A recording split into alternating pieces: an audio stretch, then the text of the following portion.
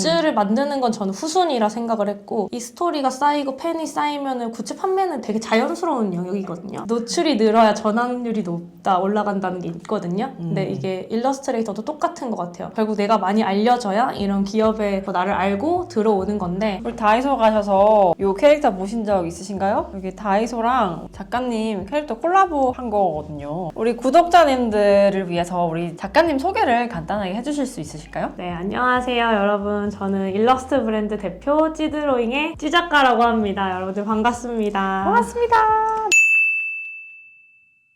제가 작가님을 인스타그램에서 발견을 한 지 꽤 됐었는데 기업들과 콜라보하는 것도 많이 봤었고 이 찌 캐릭터 있죠? 너무 귀엽단 말이에요. 너무 귀엽잖아요. 인형도 있습니다. 찌 캐릭터는 어떻게 탄생하고 언제부터 시작한 것인 거예요? 일단 찌드로잉 자체는 2018년에 처음으로 전시에서 나왔고요. 그때는 요 찌라노 캐릭터만 있었어요. 그래서 그때 사실 저는 뭔가 일러스트 브랜드를 만들겠다 이런 생각은 전혀 없었고 그냥 회사 다니면서 취미 생활을 뭘로 할까 하다가 제가 원래 마케터로 일을 하고 있었거든요. 그래서 나 원래 그림 좋아했으니까 취미로 그림 그리자 해서 이제 친구들이랑 목요일에 그림 클럽을 만들었어요. 그래가지고 목요일마다 그림 그리다가 그린 게 너무 아까우니까 전시 나가볼래? 했던 게 계기가 돼서 그때 서일패를 처음 나간 거예요. 그때가 몇 년도였죠? 2018년도. 그때는 이제 제가 전시를 원래 안 나가려고 했었거든요. 근데 결제를 하고 보니까는 환불할 때쯤 되니까 이게 애들이 다 신청을 안 한 거예요. 3명이서 나가기로 했는데 저만 신청을 했고 취소하려고 보니까는 이제 취소표에 대한 금액이 너무 높아서 그냥 나가버리자 해서 이제 나간 게 계기가 돼가지고 작가 생활을 시작했어요. 2018년이면 되게 굉장히 오래됐는데 맞아요. 어떻게 이렇게 꾸준히 해오실 수 있으셨던 거예요? 일단은 재미있어서 했던 것 같아요. 그래서 회사 다니는 기간에 일하면서 4년 동안 찌드로잉을 작업했거든요. 매년 연차가 1년에 이제 14개 정도 나온단 말이에요. 그 중에 한 10개 정도는 다 페어했었어요. 그 정도로 연차를 페어에 나가시는 데 네. 쓰시고 근데 재밌었어요. 누가 나를 작가로 불러주는 그 느낌도 너무 좋았고 처음에 2018년에 나갔을 때 서일패가 그때 당시 이런 V자형 부스가 있었거든요. 제일 작은 거 60만 원짜리. 뭐 저를 누가 알겠어요. 팔로우 그때 50명 있었는데 페어 나갈 때 물건도 막 20개 뭐 엽서도 막 30장 스티커도 10개 이런 식으로 만들어 나갔었는데 페어가 목금토일 4일 하거든요. 근데 이제 목금만에 다 팔린 거예요 그게. 그래서 이거 좀 재밌다. 이래서 그 다음 연도도 또 나가게 되고 다음 연도 나갈 때 그럼 캐릭터를 늘려볼까? 하면서 이제 한 마리 두 마리 늘어나다가 지금은 5마리가 있습니다. 회사 다니시면서 이거 어떻게 병행하셨던 거예요? 안 힘들었어요? 시간은 많았었나요? 시간은 별로 없죠. 전 스타트업을 다녔어가지고 야근이 엄청 많았어요. 주말이나 평일 밤에 늦게 작업했던 것 같고 잠을 안 자면 됩니다. 아니 잘 주무셔야 되는데 덜 자면 돼요. 덜 자면. 그리고 어차피 프리랜서니까는 매일 일이 들어오는 건 아니니까 들어왔을 때만 잠깐 고생하면 되는 거라서 회사 다니면서 가능했던 것 같아요. 다이소 콜라보도 회사 다니시면서 하셨다고 얘기를 하셨단 말이죠? 맞아요. 그거 좀 말씀해 주실 수 있을까요? 다이소 콜라보를 총 4번을 했는데 3번을 한국이랑 했고 1번은 일본이랑 했어요. 2번 하고 1번 일본까지는 총 회사에서 그 프로젝트를 다 한 거죠. 그리고 그 사이에 외주도 여러 가지 해봤었고 전시도 진짜 많이 나가봤었고 하면서 제가 하려고 하는 일러스트 브랜드 사업이 먹고 살 수 있는에 대한 크고 작은 테스트들을 계속 한 것 같아요. 이게 뭔가 돈이 되겠다, 그리고 어느 정도 팬층이 좀 쌓였다, 인지도가 조금 올라왔다 한 시점에 퇴사를 했죠. 준비 없는 퇴사 하지 마세요. 저는 아직도 하는 게 있는데 제가 회사를 나오기 전에 꼭 준비하라고 하는 게 있어요. 그 중에 하나가 월에 얼마 쓰는지 체크를 해봐라.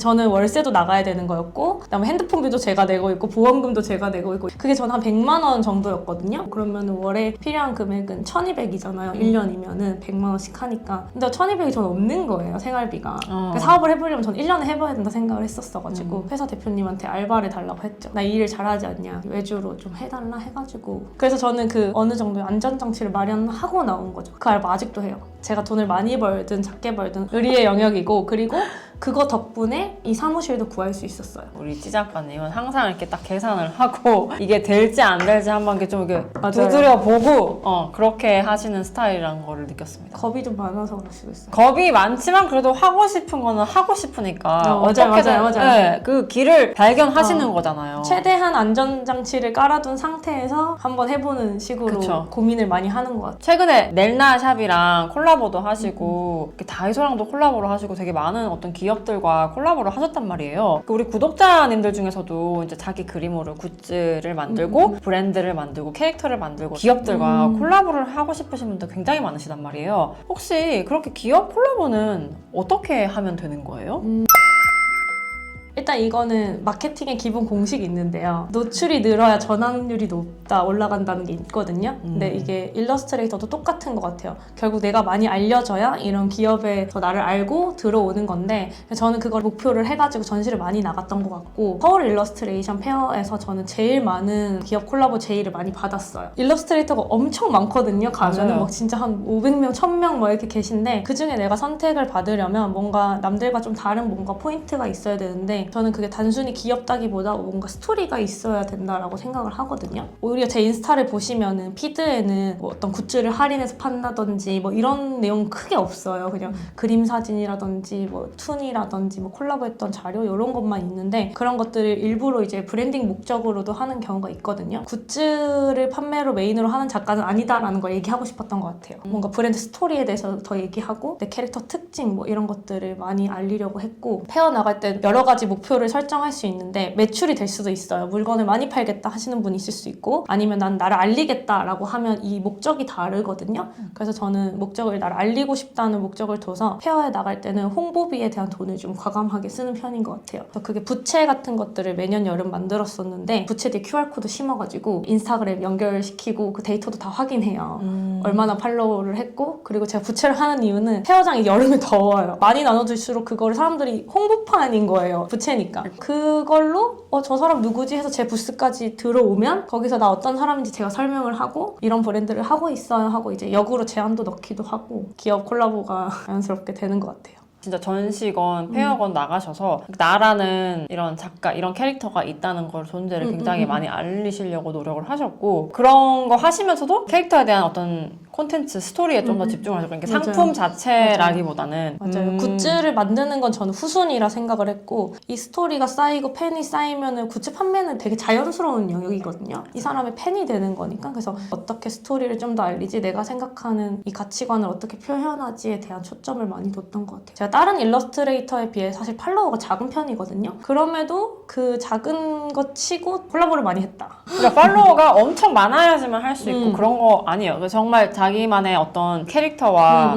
콘텐츠의 세계관이 좀 맞아요. 딱 탄탄하게 있고, 기업이 그런 걸 찾는 것 같아요. 맞아요. 그냥 예쁘기만 한 게 아니라 전하고 있는 메시지라든지 맞아요. 컨셉이라든지 이런 것들이 이제 그 기업이 추구하는 어떤 기획하는 뭔가랑 맞아 떨어졌을 때 진행이 되는 거라고 생각하거든요. 이 캐릭터들도 아마 그런 것들을 잘 담고 있었으니까. 유행에 안 따라갔던 것도 한몫했던 것 같아요. 이게 유행이 있거든요. 캐릭터도 보면 라인이 없어서 이렇게 좀 몽글몽글한 분위기의 유행일 때도 있었고, 사람이 유행일 때도 있었고, 2018년 때도 이런 스타일이 아예 없었어요. 그때는 사람이 유행이었거든요. 사람 잘 그리는 일러스트레이터가 유행이었는데, 전 취미로 했으니까는 4년을 똑같이 한 거고, 그리고 이게 작은 브랜드라서 기업 콜라보를 못 받았다 하는 거는 뭐 아니라고 생각할 수 있는 게, 다이소 첫 번째 콜라보를 했을 때 팔로워 1000명이었어요.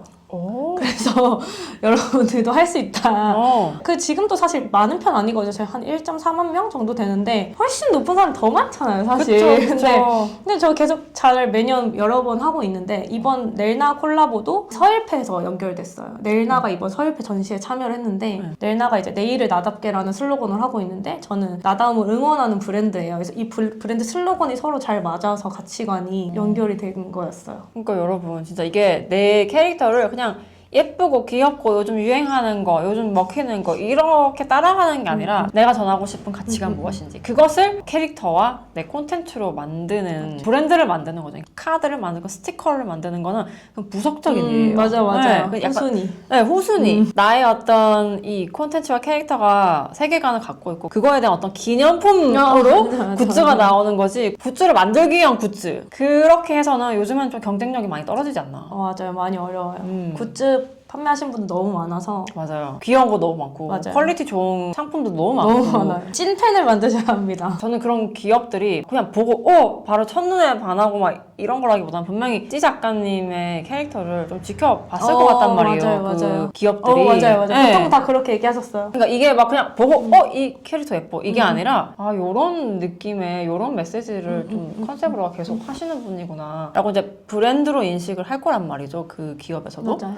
좀 꾸준히 그래도 오랫동안 하셔서 그렇게 성사가 된 게 아닌가. 첫 번째 콜라보 했다고 해서 팔로워가 늘진 않았어요. 전국 매장에 4개 깔려있다 이 정도였는데 저 이거 샀었는데 어디서 봤는데 저 이거 샀어요 작년에. 다이소 하셨죠? 이 멘트는 진짜 페어장 나가면 300방 이상 듣는 것 같아요. 다 그래요. 왜냐면 최소 다이소는 물건 나가는 수량이 몇만 개씩 나가니까 하나당 그거를 전 4번을 한 거잖아요. 따지고 보면 그럼 진짜 수많은 사람들이 샀다는 뜻인데. 그렇죠. 역시 뭔가 많이 도달이 돼야 되는 것 같아요. 그렇게 되려면 되게 많은 시도가 있어야 되고 맞아. 많이 퍼뜨릴 수 있도록 생각을 많이 하셔야 될 것 같아요. 근데 이게 진짜 사람 일을 모르는 게 제가 저희 동네 카페 있거든요.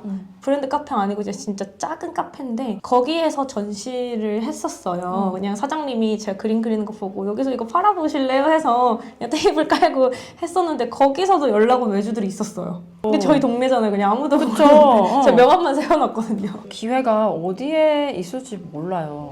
제가 드로잉 클럽 같은 거 열면은 그림 실컷 다 그려놓고 그냥 마음에 안 든다고 안 올리고 꽁꽁 숨겨놓고 그런 분들 굉장히 많단 말이죠. 제가 그분들께 항상 말씀드려요. 그러니까 지금 내 눈에 마음에 안 들어도 사람들에게 보여주라고. 이게 지금 당장은 뭐가 안 나올지 몰라도 한 달 뒤에, 1년 뒤에 뭐 5년 뒤에 어떤 기회로 다시 돌아올지 모른다 라고 항상 말씀드리는데 맞아요.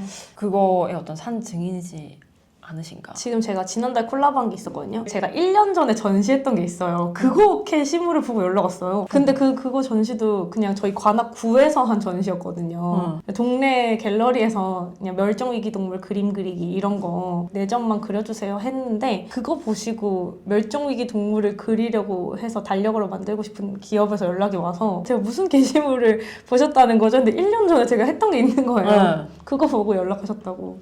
어떻게 될지 몰라요. 1년 전에 올렸던 게시물인데 누군가는 보고 누군가는 그 맞아요. 그림의 쓰임을 알아보고 가치를 알아본단 말이죠. 콜라보라는 기회로 돌아오기도 하고 그러니까 정말 많은 시도를 하시고 많이 올려보시고 전시도 많이 하시고 페어도 나가시면 또 열심히 하시고